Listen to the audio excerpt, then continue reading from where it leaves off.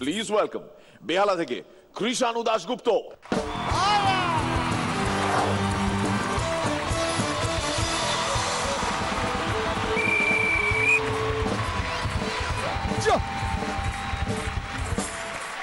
তো মহাভারত নাটক হিসেবে মঞ্চস্থ করা হবে, তার রিহার্সাল চলছে।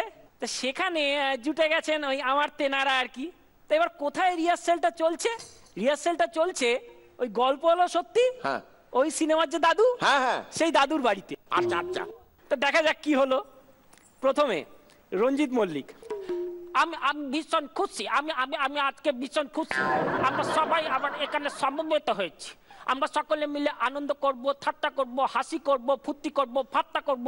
ফাত্তাটা আবার তাই যা কিছু করব সবকিছু করব, কিন্তু কিভাবে? খেলা চলে, খেলা চলে। নিন শুরু করুন। প্রথমে কি বলছেন আপনারা? প্রথম দৃশ্য, বিচিত্র বীর্য কাশীরাজের দুই কন্যা অম্বিকা এবং অম্বালিকাকে বিবাহ করে আনলেন এবং দায়িত্ব নিয়ে বিবাহ করে এনেই মারা গেলেন। এবার সত্যবতী কান্নাকাটি করছে। হ্যাঁ বিচিত্র বীর্য, তুই কি করলি? তুই দুটো জলজান্ত মেয়েকে বিয়ে করে এনে তুই মরেই গেলি। হে ভগবান, এবার কি হবে? এই দুটি মেয়ের জন্য আমি বর পাবো কোথায়? কোথায় হাজবেন্ডের খোঁজ করব? এই আপনি এক কাজ করুন না, আপনি ওই নেটে সার্চ করুন না, ওই গুগলে সার্চ করুন, সরি ওই গুগলে সার্চ করুন না। আজকাল তো বলে এই নেটে সব সার্চ করলে নাকি পাওয়া যায়। তথাগত রায় চলে এসছেন। আরে দূর মশাই রবিন বাবু, এ সমস্ত ফালতু কথা আপনাদের মুখে মানায় না। আরে মশাই, আপনারাই তো কম্পিউটার মানেনি না। এইটা শোনেন, এইটা আপনার কাছে খেয়াল নেই। 1970 সালে আমাদের পার্টির পলিট ব্যুরোর বাদল অধিবেশনে কম্পিউটার মানা পাস হয়ে গেছে। না আমরা মানি না। না এইটা শোনেন, তাহলে লেটেস্ট ভার্সনটা আপনাকে বলছি। এইবার এই কিছুদিন আগে আমাদের পলিট ব্যুরোর শীতল অধিবেশনে আমাদের পার্টির গঠনতন্ত্র 3 নম্বর ধারা, 7 নম্বর উপধারা, 5 নম্বর উপধারা, 6 নম্বর উপধারা অনুযায়ী আমাদের প্রত্যেক কমরেডের জন্য, শোনেন, প্রত্যেক কমরেডের জন্য হোয়াটসঅ্যাপ বাধ্যতামূলক হয়ে গেছে। আর আপনি বলছেন কিছুই মানা হয় না। ঠিক আছে, পরের দৃশ্য। এরপর কি হলো? সত্যবতী দ্বারস্থ হলেন ব্যাসদেবের কাছে। হে ব্যাস, তোমাকে একটাই অনুরোধ করব ব্যাস, তুমি এই দুটো মেয়েকে বিবাহ করে নাও। এইটা হবে না, এইটা আমি রবীন্দ্র, এইটা রিগিং হচ্ছে, আমি বিরোধিতা করছি। এইটা চক্রান্ত চলছে, এইটা ঘোরতর চক্রান্ত চলছে। 1 মিনিট, আপনার মনে হচ্ছে চক্রান্ত চলছে? আসবো আপনার কাছে। তথাগত বাবু, আপনারও কি মনে হয় এটা চক্রান্ত চলছে? হ্যাঁ, এটা আমারও মনে হয় চক্রান্ত চলছে। রবীন বাবু, আপনার কি মনে হয় এটা কার চক্রান্ত? এইটা আমেরিকার চক্রান্ত। যা, আপনার ব্যাস দেবে আপত্তি করবে না, উনি সিনিয়র সিটিজেন, হবে না, চলবে না সিনিয়র সিটিজেন। না, এটা আপনারা অন্যায় করছেন। আপনাদের সরকার সিনিয়র সিটিজেনকে চাকরি দেওয়ার ব্যবস্থা করে দিচ্ছে, যেখানে পশ্চিমবাংলার 3,73,473 জন বেকার। আপনি ভালো করে বোঝার চেষ্টা করুন। আমরা সিনিয়র সিটিজেনকে পেনশনের ব্যবস্থা করে দিচ্ছি, আর আপনারা বলছেন চাকরির ব্যবস্থা করে দিচ্ছি না। ঠিক আছে, এইবার তথাগতরা। না ঠিক আছে, দেখুন, আসল হচ্ছে উইল পাওয়ার। ব্যাসবাবুর যদি ইচ্ছা শক্তি থাকে বিবাহ করার, তাহলেই উনি করতে পারবেন।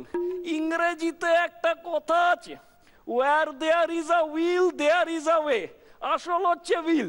ঠিক বলেছেন, আসল হচ্ছে উইল পাওয়ার, ইচ্ছা শক্তি। এই উইল নিয়ে আমার একটা গান মনে পড়ছে, গাইবো? শুরু করো। আমার দিলের উইলে লিখে দিলাম যার নাম রে, সে আমার প্যারে লাল রে, সে আমার প্যারে লাল রে। এই প্যারে লাল বলছে মানে এখানেও লাল, মানে আমাদের দলের গান। আর বলছে সব টলিউড নাকি ওদের দিকেই চলে গেছে, সবটা আমাদের দিকেও আছে। এইবার যার বাড়িতে এই আলোচনাগুলো, রিহার্সালগুলো হচ্ছে, গল্প হলো সত্যির দাদু, তিনি চলে এসছেন। কি বলছেন তিনি? বলি এটা কি বাপের বাড়ি পেয়েছিস? বলি অনেক সুন্দর সিনিয়র সিটিজেন নিয়ে bucks bucks bucks bucks bucks bucks করছিস, অথচ বাড়ির সবচেয়ে সিনিয়র সিটিজেনটার যে একটা চা পর্যন্ত জোটেনি, সেদিকে কাজও কি আলাদা? আমার দাদু থাকলে তোদেরকে ঘাট ধরে বাড়ি থেকে বের করে দিত। সঞ্জয় দা একজন চলে এসছে। ও বাবু, আপনাকে আমি টক আচার দিচ্ছি, টক আচার খান, খিদে মিটে যাবে।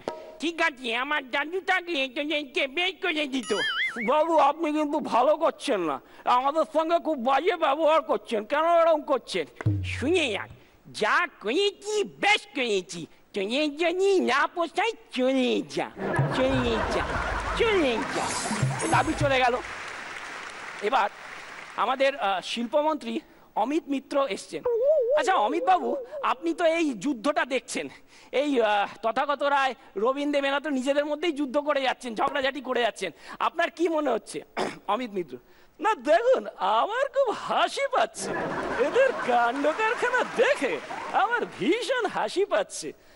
একটাই কথা মনে হচ্ছে, পদ ভাবে আমি দেব, রথ ভাবে আমি, মূর্তি ভাবে আমি দেব, হাসেন অন্তর্যামী। না সেটা তো আপনারা বলবেনই, আপনারা তো এখন টোটালটাই দেবের ওপরেই দাঁড়িয়ে আছেন। আপনারা এখন শুধুই দেব দেব চড়ুই ব্যতি। ঠিক বলেছেন। আর আপনারা রামদেব কপালবাতি। রবীন বাবু শুনুন, শকুনের অভিশাপে গরু মরে না, বুঝলেন তো? আচ্ছা ঠিক আছে, আমরা অনেকক্ষণ হলো, এবার মহাভারতের শেষ দৃশ্যে চলে এসেছি। কি শেষ দৃশ্য? কৃষ্ণ আর শিশুপালের যুদ্ধ, মানে কৃষ্ণ অ্যাটাক করে মেরে দিল শিশুপালকে। এই দেখ আমি কৃষ্ণ, এই আমার সুদর্শন চক্র। এটা কি? ও সুদর্শন চক্র ভিচকু। এই সুদর্শন চক্র চলে এলো, এই আমি শিশুপাল তোর দিকে সুদর্শন চক্র দিলাম, ফ্যাচাত ছ্যাকাচাক ছ্যাকাচাক ছ্যাকাচাক ছ্যাকাচাক, ভিচকু শিশুপালের মাথা কেটে গেল। আমাদের মধ্যে ভানু ব্যানার্জি চলে এসছেন। আচ্ছা শিশুপাল এই যে কটু কথা বললো, তার ফলে এই কৃষ্ণ এরকম করলো, আপনি শিশুপালকে কি বলবেন? ও কি ঠিক করলো? ভানু বন্দ্যোপাধ্যায়: এখান নিরেট, এখান মাকাল ফল, এখান গবেট এই শিশুপাল। আরে কি দরকার আসিল তোর কৃষ্ণের লগে ফাইজলামি করণের? আরে তুই দেখ, তুই কি আর ও কি? তুই শিশুপাল, একটা শিশু, এখনো অ্যাডোলেসেন্ট পিরিয়ড কমপ্লিট হয় নাই। আর তুই দেখ ও কি, ও কৃষ্ণ, ছোটবেলা থেকে খাঁটি গরুর দুধ খাওয়া একটা পার্সোনালিটি। তুই কি ডেইলি 101 খান গোপিনীর লগে কনস্ট্রাকটিভ আলোচনা হয় তোর? হয়? আরে ও কৃষ্ণ, ও হইল গিয়া মথুরার ইমরান হাসমি। তুই কি নিদেন পক্ষে তুষার কাপুর তো না, আর তুই কি না ওর লগে মস্তানি করিস? ঠিক বলেছিস, তুই শিশুপাল শিশুর মতো থাক।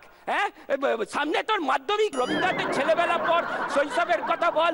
ওই যে ওই গানটা কি আছে, ওই যে হলুদ পাখি বসে জামরুল গাছের ডালে, ওই শৈশবের সকালে, ওই ওই গানটা গা। কি তাই তো দাদা? আরেকজন সিনিয়র দাদা ছিলেন, তার নামটা বলছি না। কি দাদা?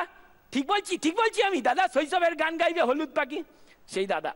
চুপ করুন, এরকম বলবেন না, বলবেন না, অনুরোধ করছি।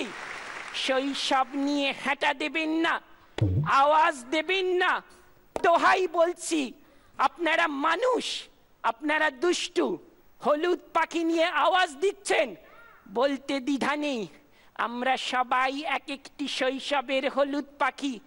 শুধু হলুদ পাখি না, আমরা কোয়েল পাখি, আমরা দোয়েল পাখি, আমরা শালিক পাখি, আমরা বক পাখি। আর রবীন বাবু আপনি, আপনারা, আমরা ডোডো পাখি, এখন আর নেই। শৈশবের কথাই যখন এলো, তখন সেই ঘুরে ফিরে তো শৈশবে তো আসতেই হবে, এটাই তো শৈশব। তাই শেষ করব এই কথা বলে, মিরাক্কেল মিরাক্কেল একটু শুনে যাও, একঘেয়েমির ক্যানভাসে দুমুটো স্বপন দিয়ে যাও। মরচে পড়া রাতে ওগো তুমি চাঁদের হাসি, তোমার কোলে মাথা রেখে শৈশবেতে আসি। Thank you. পাখি বসে জামরুল গাছের ডালে,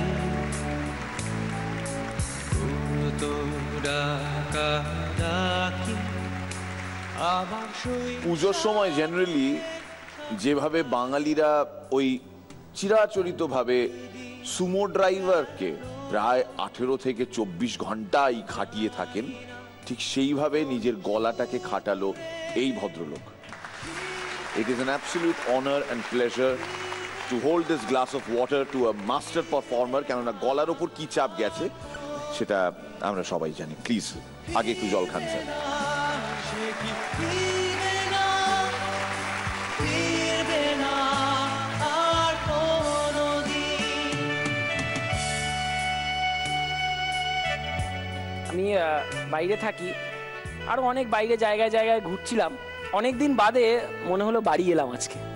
আর সেই বাড়ি আসার যে আনন্দ সেটা তো আর বলে বোঝানো যায় না। এই সূত্রে জানিয়ে রাখি এখন উনি সরকারি চাকরিজীবী এবং একটি স্কুলে পড়ান, এখানে নয় কালিম্পং এ। তো কালিম্পং থেকে উনি স্পেশালি মিরাক্কেলের জন্য আজকে এখানে আবির্ভূত হয়েছেন। অ্যান্ড কৃষাণু দাশগুপ্তকে ভীষণ ভীষণ ভীষণ ভাবে ধন্যবাদ জানাতে চাই। পড়ান দা নতুন করে কি ভীষণভাবে এনজয় করি তো এগুলো, এগুলো তো আর সমস্ত ভাবনা কি আছে না যেগুলো সরিয়ে রেখে শুধু এনজয় করি। বিউটিফুল। শ্রীলেখা খুব ভালো। অন্যান্যবার যখন আপনি এসছেন ঝুড়িতে যা যা ছিল সে ঝুড়ি আরও নতুন উপকরণ দিয়ে আপনি সাজিয়েছেন, আরও অনেক কিছু পেলাম আজকে। আপনাকে একদিন বাদে দেখেও খুব ভালো লাগছে এবং আপনার চাকরিজীবী জীবন খুব সুন্দর হোক। এবার আমার একটা বিশেষ অনুরোধ আছে, যখন এতগুলো কণ্ঠস্বর নিয়ে হলো এত লম্বা যুদ্ধ, তখন কেন বা বাদ যাবেন? একদম একদম। স্যার কালিম্পং এ কিরকম মানে আবহাওয়া কিরকম দেখছেন, ওখানকার পরিবেশ? I would like to say one thing, একটাই কথা বলবো, পরিবেশ পরিস্থিতি প্রতিকূল। শুট করছে আবার করছে না, করছে আবার করছে না, এটা দোটানায় রয়েছে। তবে একটাই কথা বলবো, কাজ করতে হবে। আর এখনকার পরিস্থিতি নিয়ে আরো একটা কথা বলবো, আরো কাজ করতে হবে। এসি ঘরে বসে হাওয়া খেলে চলবে না, যদিও কালিম্পং এ এমনি এসি ঘরে বসে হাওয়া খেলে চলবে না, মাঠে ঘাটে নেমে কাজ করতে হবে, পাহাড়ে উঠে কাজ করতে হবে। এক্সেলেন্ট। আপনাকে আর খাটাবো না স্যার, একটু বুকে জড়িয়ে ধরবো, আসুন। থ্যাঙ্কস শুভঙ্কর দা, কৃষ্ণেন্দু এবং প্রত্যেকে। হ্যাঁ, আর এই পারফরমেন্সের পেছনে যতটুকু লাইফে করছি, সবচেয়ে বড় অবদান অবভিয়াসলি আমার মা বাবার। এই পারফরমেন্সটা সবার আগে তাদের জন্য এবং আমার বেহালার বন্ধুদের জন্য এবং বেহালাবাসীর জন্য।